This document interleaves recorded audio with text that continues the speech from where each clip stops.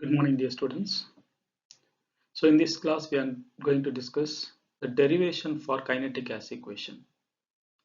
The kinetic gas equation we are derived from the postulates of kinetic gas theory. So postulates of kinetic gas theory நம்ம last classல discuss பண்ணிருக்கோம். So அதை நீங்க பார்க்காம இருந்தீங்கன்னா even பார்த்திருந்தாலும் சரி ஒரு முறை அதை listen பண்ணிட்டு வாங்க so that you can easily understand the derivation of kinetic gas equation and it is very important question. So kinetic gas equation என்ன?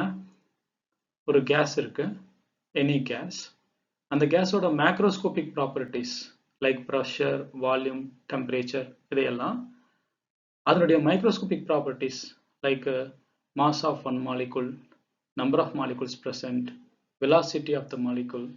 So இந்த மாதிரி microscopic properties கூட correlate பண்ணக்கூடிய ஒரு equation தான் நம்ம kinetic gas equation அப்படி சொல்றோம். Right? It is a very important equation. So equation என்ன சொல்லுது அப்படின்னாக்கா PV is equal to 1 by 3 mn u square அப்படின்னு சொல்லுது. So Pங்கிறது pressure, Vங்கிறது volume. So இது ரெண்டு macroscopic properties. M, small m அப்படிங்கிறது mass of a gas molecule. ஒரு gas moleculeோட mass. So Nங்கிறது number of gas molecules present in the gas. U square அப்படிங்கிறது root mean square velocity, a kind of average velocity of gas molecules. சரியா? So ஒரு பக்கம் macroscopic properties, இன்னொரு பக்கம் microscopic properties. சரியா? So திரும்பவும் சொல்றேன். The kinetic gas equation is derived from the postulates of kinetic gas theory given by Maxwell and Boltzmann. சரியா? So அதோட இந்த kinetic gas equation வந்து gas molecules ideal gas consider பண்ணுது. So kinetic theory of gases, kinetic theory ஓட postulates வந்து பாத்தீங்கன்னா gas வந்து ஒரு ideal gas மாதிரி தான் கன்சிடர் பண்ணிருப்பாங்க. ஏன்னா gas நடுவுல intermolecular force of attraction repulsion negligible இருக்கும்னு சொல்றாங்க இல்லையா? So intermolecular force of attraction repulsion negligible இருக்கு அப்படினாவே நாம அந்த gas என்னன்னு சொல்லுவோம்? Ideal gas தான் சொல்லுவோம் இல்லையா? அதனால அந்த postulates derive பண்றதுனால இந்த kinetic gas equation gas எப்படி கன்சிடர் பண்ணுது? ஒரு ideal gas தான் கன்சிடர் பண்ணுது. So this equation can be applied for ideal gases alone. So real gases பொறுத்த வரைக்கும் இந்த equationsல சில modification பண்ணாதான் பயன்படுத்த முடியும். சரியா? So அதனால தான் நான் இந்த kinetic gas equation definitionல என்ன போட்டிருக்கேன் பாருங்க. The kinetic gas equation is a fundamental expression in the kinetic theory of gases which describes the behavior of an ideal gas in terms of the motion of its molecule. It relates macroscopic properties such as pressure, volume of the gas to the microscopic properties of its molecules such as their mass, velocity and their number. சரியா? So behavior of an ideal gas னு சொல்லிருக்கோம்ல, அப்போ kinetic gas theory ideal gas தான் gas consider பண்ணுது. So ideal gasக்காக தான் இந்த equation வந்து derive செய்யப்படுது. சரியா? So ideal gas derive பண்ணாக்க அப்ப real gas யூஸ் பண்ண முடியாதா? பண்ணலாம்.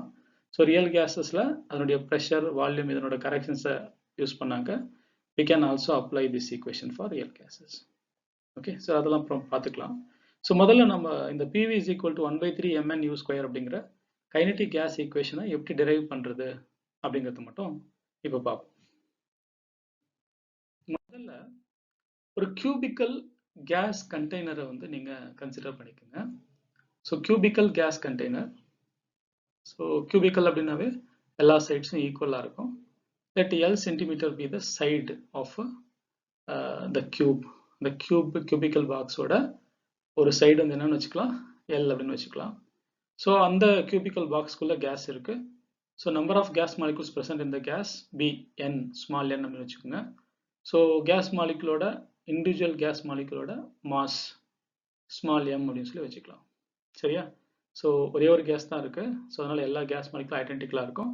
அதனால mass of one gas molecule m அப்படின்னு சொல்லி வச்சுக்கலாம். சரியா? So m தான் எல்லா molecules ஓட மாஸாவும் இருக்கும் according to kinetic gas theory. Okay?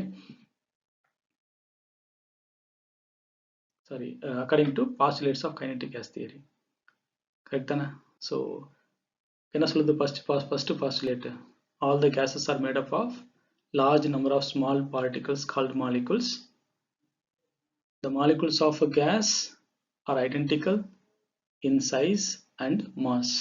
So ஒரு பர்டிகுலர் கேஸில் இருக்கக்கூடிய எல்லா கேஸ் மாலிகுல்ஸும் எப்படி இருக்கும், ஐடென்டிக்கலாக இருக்கும். ஸோ அதனால் அதனோட மாசம் வந்து நம்ம m அப்படின்னு சொல்லி கன்சிடர் பண்ணிக்கலாம். So n number of molecules இருக்கு, ஒவ்வொரு மாலிகுலும் மாஸ் வந்து m அப்படின்னு இருக்கு. ஓகே, சரி. ஸோ பாஸ்டுலேட்ஸ் என்ன சொல்லுது, தேர்ட் பாஸ்டுலேட் என்ன சொல்லுது, ஸோ கேஸ் மாலிகுல்ஸ் எல்லாமே வந்துட்டு பார்த்தீங்கன்னா ரேண்டம் மூமெண்ட்ல இருக்கும். It moves in all directions with different velocities.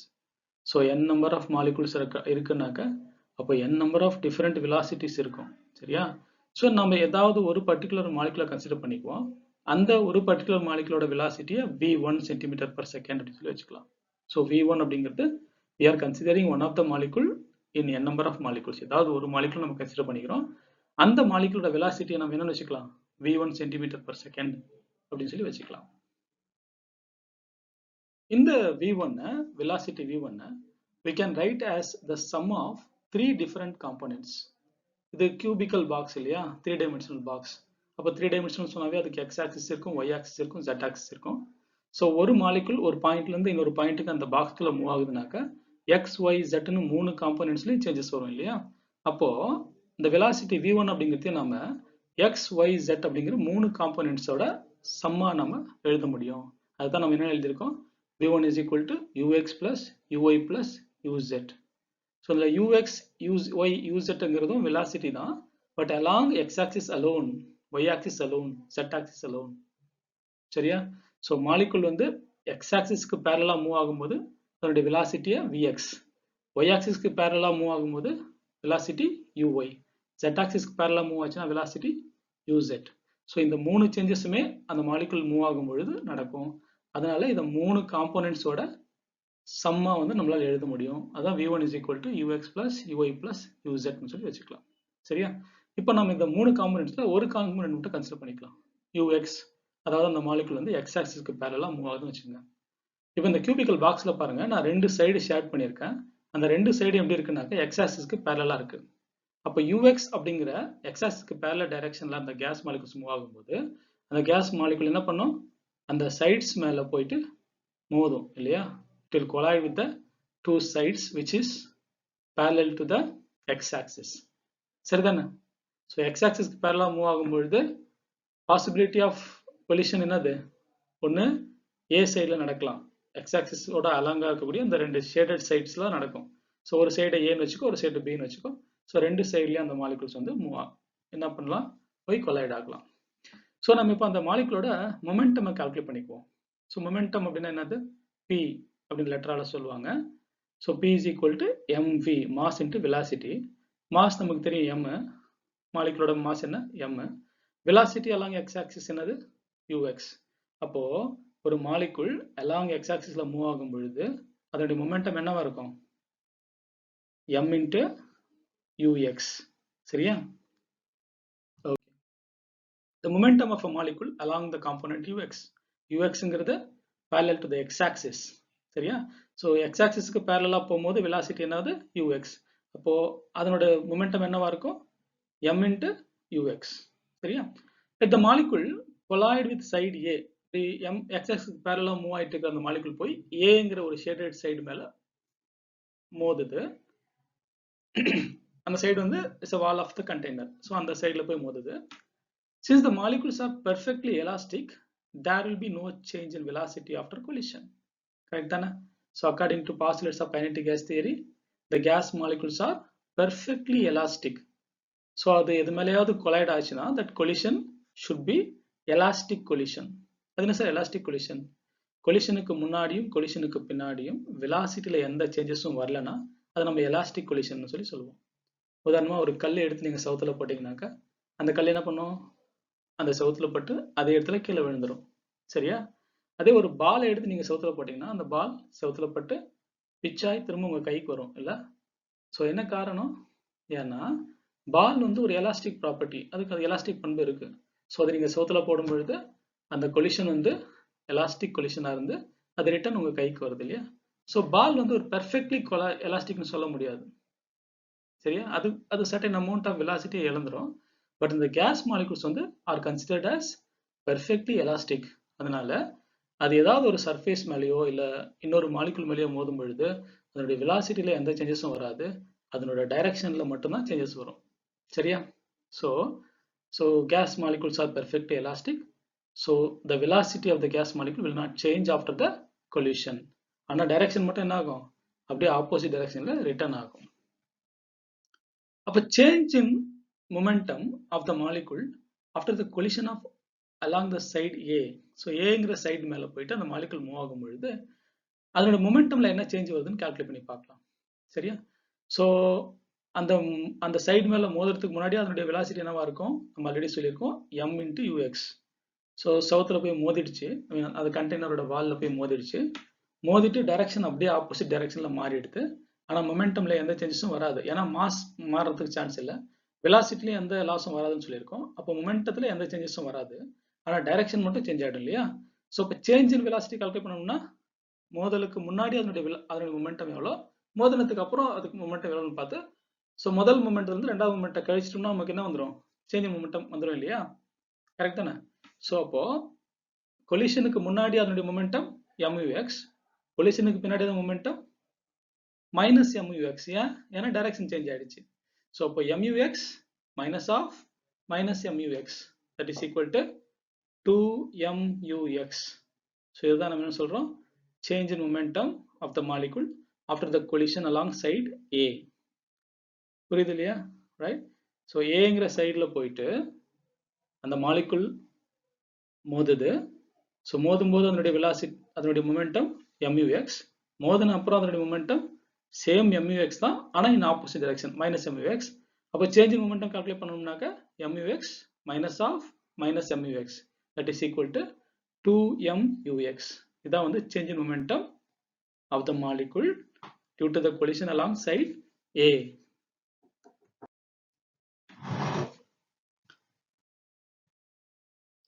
So after the collision on side A, the molecule travel up to the side B and return back to the A for the next collision. சரியா? ஏல collide ஆனதுக்கு அப்புறம் அதோட வெலாசிட்டியில் எந்த சேஞ்சஸும் இல்லை, ஆனால் direction change ஆயிடுச்சு. இப்போ ஏல இருந்து பியை நோக்கி போகும். ஸோ பியில் பட்டு திரும்பவும் ஏக்கு அந்த மாலிகுல் ரிட்டர்ன் ஆகும் இல்லையா? ஸோ இப்போ நம்ம the number of collisions per second along side A, அந்த சைட் A மேல ஒரு செகண்ட்ல எத்தனை கொலிஷன் நடக்கும் அப்படின்றத கால்குலேட் பண்ணணும். ஸோ எத்தனை கொலிஷன் நடக்கும் நம்ம கால்குலேட் பண்ணணும் அப்படின்னா, நம்பர் ஆஃப் கொலிஷன் எப்படி கால்குலேட் பண்ணலாம்? அந்த மாலிகுலோட velocity divided by the distance travelled between two collisions. ரெண்டு அடுத்தடுத்த கொலிஷன் நடுவில் எவ்வளோ டிஸ்டன்ஸ் டிராவல் பண்ணிருக்கு அதெல்லாம் நம்ம டிவைட் பண்ணோம்னா we can get the number of collisions. So velocity நமக்கு தெரியும் ux. அது எவ்வளோ டிஸ்டன்ஸ் டிராவல் பண்ணிருக்கு? ஏ மேலே அது கொலைட் ஆகிட்டு பி வரைக்கும் டிராவல் பண்ணி போய் பியில் கொலைட் ஆகிட்டு திரும்ப ரிட்டர்ன் ஏக்கு வருது. ஸோ போகிறதுக்கு ஒரு எல், ரிட்டர்னுக்கு ஒரு எல். ஸோ மொத்தம் 2l அப்படிங்கிற ஒரு டிஸ்டன்ஸை வந்து அது டிராவல் பண்ணியிருக்கு. ஸோ இப்போ velocity divided by distance travelled, அதுதான் நம்பர் ஆஃப் கொலிஷன்ஸ் தரும். So number of collisions per second is equal to ux by 2l. So ஒரு செகண்ட்ல இத்தனை கொலிஷன்ஸ் அந்த சைடு ஏல மட்டும் நடக்கும். சைடு ஏல மட்டும் ஒரு செகண்ட்ல ux பை 2l அந்த நம்பருக்கு நம்பர் ஆஃப் கொலிஷன்ஸ் நடக்கும். சரியா?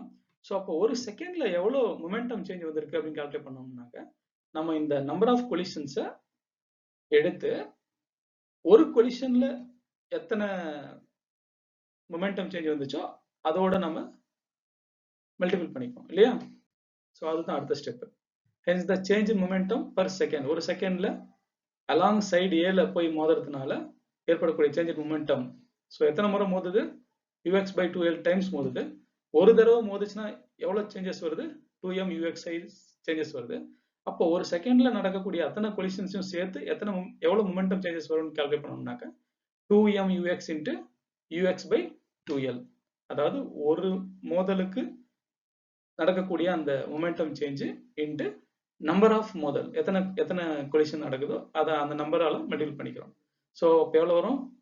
So 2m ux into ux by 2l, 2 cancel பண்ணிக்கோங்க, mux square by l. So இதுதான் வந்துட்டு the change in momentum per second along x axis. Okay, புரியுதுல்ல? சரி சரி, ஏ சைட்ல எத்தனை முறை மோதுதோ அதுக்கு ஆப்போசிட்ல இருக்கக்கூடிய பி சைட்லயும் கண்டிப்பா அத்தனை முறை மோதும் இல்லையா? ஸோ ஏ சைடில் ஒரு செகண்ட்ல யூஎக்ஸ் பை எல் 2L அப்படிங்கிற அளவுக்கு கொலிஷன்ஸ் நடக்குதுனாக்க பி சைட்லயும் அதுக்கு ஈக்குவலாக நடக்கும். ஏன்னா பியில் மோதிட்டு தான் திரும்ப ஏக்கு வருது இல்லை? ஸோ ஏ மேலே எத்தனை கொலிஷன் நடக்குதோ அத்தனை கொலிஷன்ஸ் பி மேலேயும் நடக்கும். ஸோ அதே அளவுக்கு மொமெண்டம் சேஞ்ச் பி சைடுனாலும் நடக்கும் இல்லையா? ஸோ அப்போ ஒரு செகண்ட்ல அலாங் எக்ஸ் ஆக்சிஸ்ல எத்தனை மொமெண்டம் சேஞ்ச் வரும் அப்படின்னு கால்குலேட் பண்ணீங்கன்னாக்க நீங்க முதல்ல கால்குலேட் பண்ணி வச்சிங்க இல்லையா? Along side A the momentum change mux square l. So அதே மாதிரி அதுக்கு ஈக்குவலா பி சைட்லயும் மொமெண்டம் சேஞ்ச் வரும். அப்போ the total number of the momentum change per second due to the collisions on both side A and B, A side B side ரெண்டு சைட்லயும் collision நடக்கிறதுனால கூடிய momentum change வரணும்னாக்க நம்ம இதை ரெண்டால மல்டிபிள் பண்ணிக்கணும். So it will come 2m ux square by l. இதுல first இருக்கிறது A அப்படின்ற சைடில் நடக்கக்கூடிய மோதல்னால வரக்கூடிய மொமெண்டம் சேஞ்ச், ரெண்டாவது இருக்கிற காம்பனன்ட் பிங்கிற சைடில் நடக்கிறதுனால வரக்கூடிய மொமெண்டம் சேஞ்ச். ஸோ 2 மடங்கு இருக்கும் ஒரு செகண்ட்ல ஒரு ஆக்சிஸ்ல. சரி, இது ஒரு ஆக்சிஸ்க்கு, அதாவது எக்ஸ் ஆக்சிஸ்க்கு பேரலா.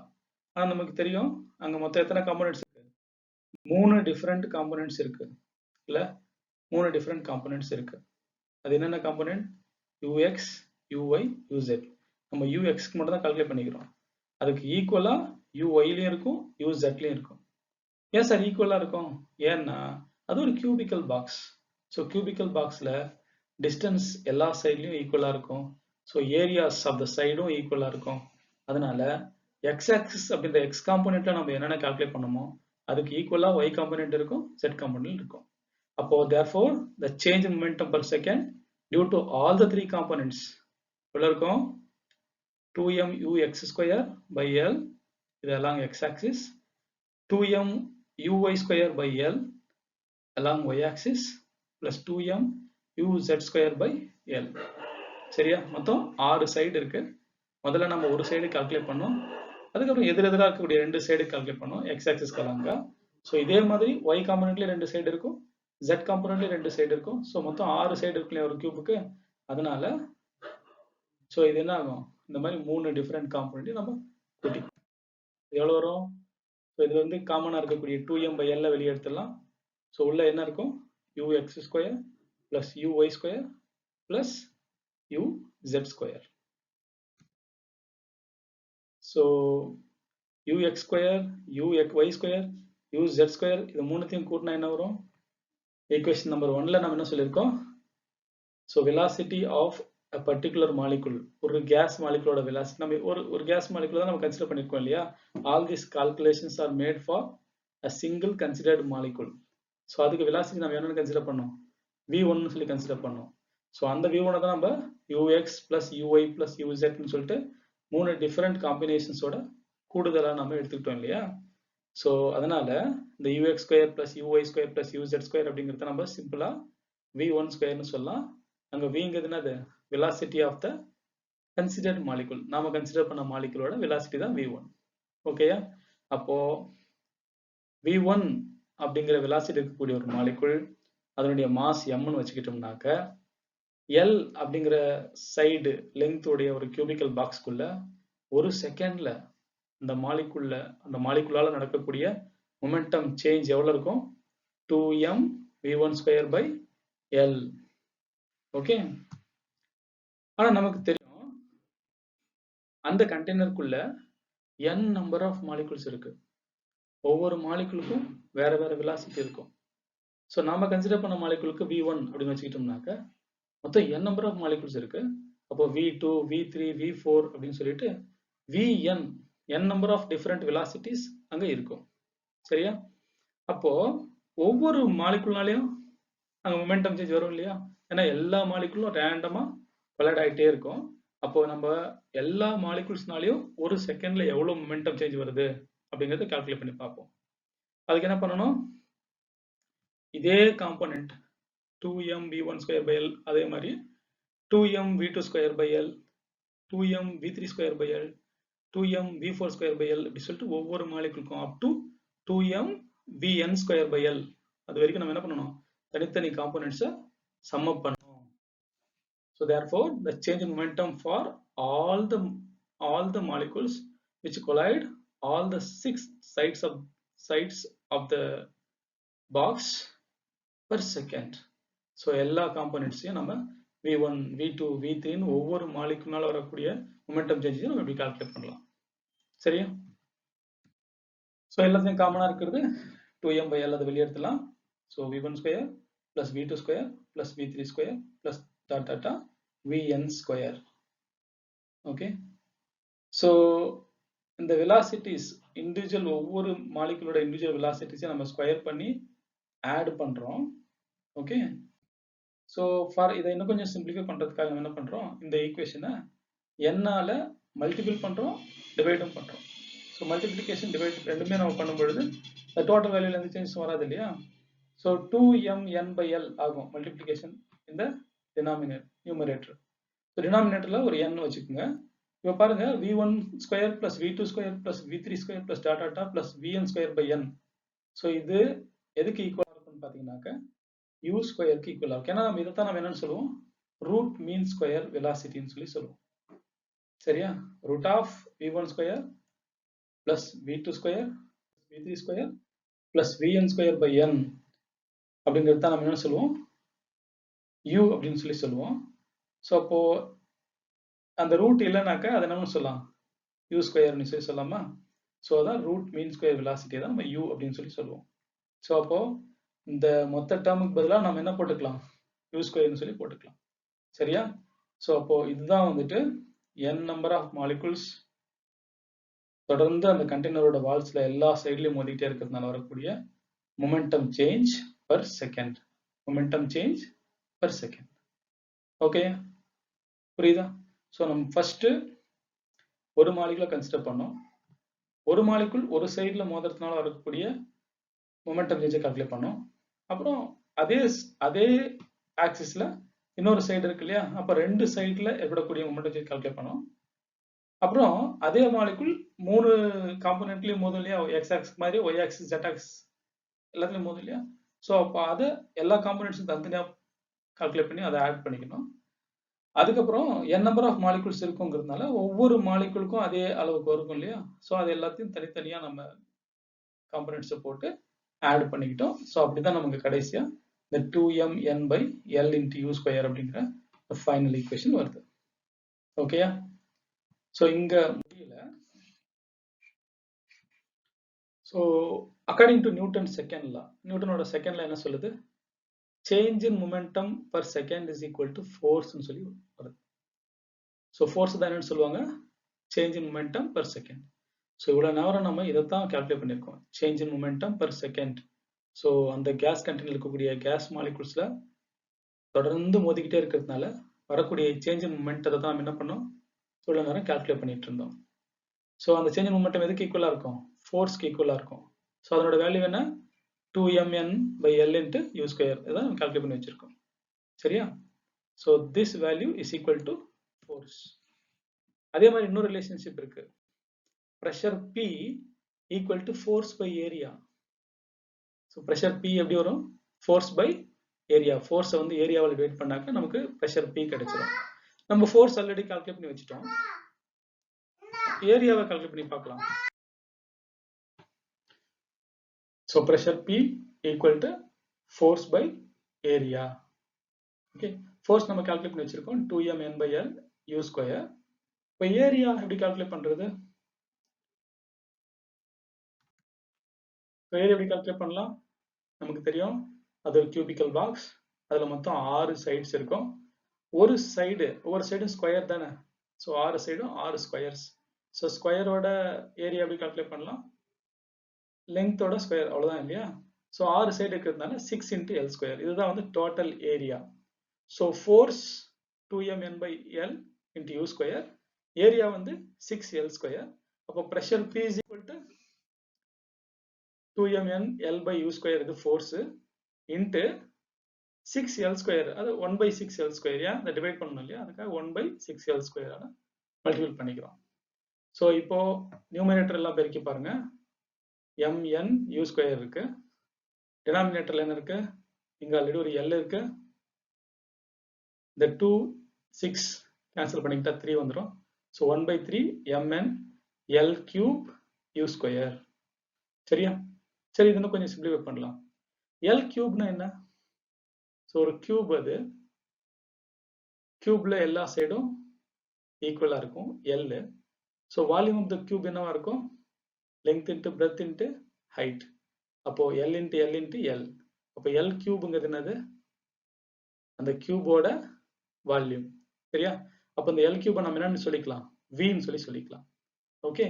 ஸோ இப்போ பாருங்க, P is equal to 1/3 mn l cube பதிலா v போட்டுங்க, mn by v into u square.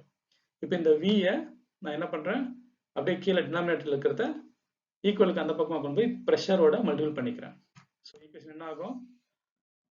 PV is equal to 1/3 into mn u square அப்படின்னு சொல்லி ஆகும். PV is equal to 1/3 into mn u square. Okay. So இதுதான் நம்ம என்னன்னு சொல்றோம்? Kinetic gas equation அப்படின்னு சொல்றோம். Kinetic gas equation. So PV is equal to 1/3 mn u square. Kinetic gas equation. இந்த ஸ்லைடை மட்டும் நான் திரும்ப சொல்றேன் பாருங்க. ஸோ நம்ம கஷ்டப்பட்டு கண்டுபிடிச்சது change in momentum per second. So அந்த change in momentum per second நம்ம என்னன்னு சொல்றாங்க? நியூட்டனோட செகண்ட் லா படி ஃபோர்ஸ்னு சொல்றாங்க. ஸோ ஃபோர்ஸுக்கும் ப்ரெஷருக்குமான ஒரு காரிலேஷன் இருக்கு. Pressure P is equal to force by area. So area எவ்வளோ இருக்கும்? கியூப்ல total area of the sides மொத்தம் 6l ஸ்கொயர் இருக்கும். ஸோ அப்போ ஏரியாவுக்கு பதிலாக 6l ஸ்கொயர் போட்டு டிவைட் பண்ணிக்கலாம். Force by 6l square. So அப்படி டிவைட் பண்ணால் நமக்கு 1/3 mn l cube into u square வரும். இந்த l கியூப்ங்கிறது அந்த கியூபோட வால்யூம்ங்கிறதுனால அதை v அப்படின்னு வச்சுக்கலாம், அந்த கண்டெய்னரோட வால்யூம். ஸோ அந்த v-யை லெஃப்ட் சைடில் கொண்டு மல்டிபிள் பண்ணிக்கிட்டோம்னாக்க PV is equal to right சைடில் என்ன இருக்கும்? 1/3 mn u ஸ்கொயர் அப்படின்னு சொல்லி வரும். ஸோ இங்கே Pங்கிறது ப்ரெஷர், Vங்கிறது வால்யூம், Mங்கிறது மாஸ் ஆஃப் இண்டிவிஜுவல் மாலிகுல், Nங்கிறது நம்பர் ஆஃப் மாலிகுல் பிரசன்ட் இந்த கண்டெய்னர், அண்ட் U அப்படிங்கிறது root mean square velocity. Root mean square velocity. So இந்த ஈக்குவேஷனை தான் நம்ம கைனடிக் கேஸ் ஈக்குவேஷன் அப்படின்னு சொல்றோம். Okay. So hope you all understand this one. So நம்ம இந்த ஈக்குவேஷனோட 80% ஆஃப் த டெரிவேஷன் நம்ம கால்குலேட் பண்றது என்ன அப்படின்னாக்கா, change in momentum due to the collision of molecules along the 6 different sides of the container. சரியா? ஸோ ஒரு கண்டெய்னரோட 6 சைட்லயும் இந்த கேஸ் மாலிகுல்ஸ் தொடர்ந்து மோதிக்கிட்டே இருக்கும். அதனால தான் அங்கே ஒரு ப்ரெஷரே கிரியேட் ஆகுது. ஸோ கைனடிக் கேஸ் தியரியோட பாஸ்டுலேட்ஸ்ல கூட வருது இல்லையா? The pressure exerted by the gas is due to the collision of gas molecules along the sides of the container. So கண்டெய்னரோட சைட்ஸ்ல போயிட்டு மாலிகுல்ஸ் தொடர்ந்து மோதிக்கிட்டே இருக்கிறதுனால தான் அந்த ப்ரெஷரே கிரியேட் ஆகுது அப்படின்னு சொல்லியிருக்கோம் இல்லையா? ஸோ அந்த ப்ரெஷரை தான் நம்ம கால்குலேட் பண்றோம். ஸோ ப்ரெஷர் எப்போ அதிகமாகும்?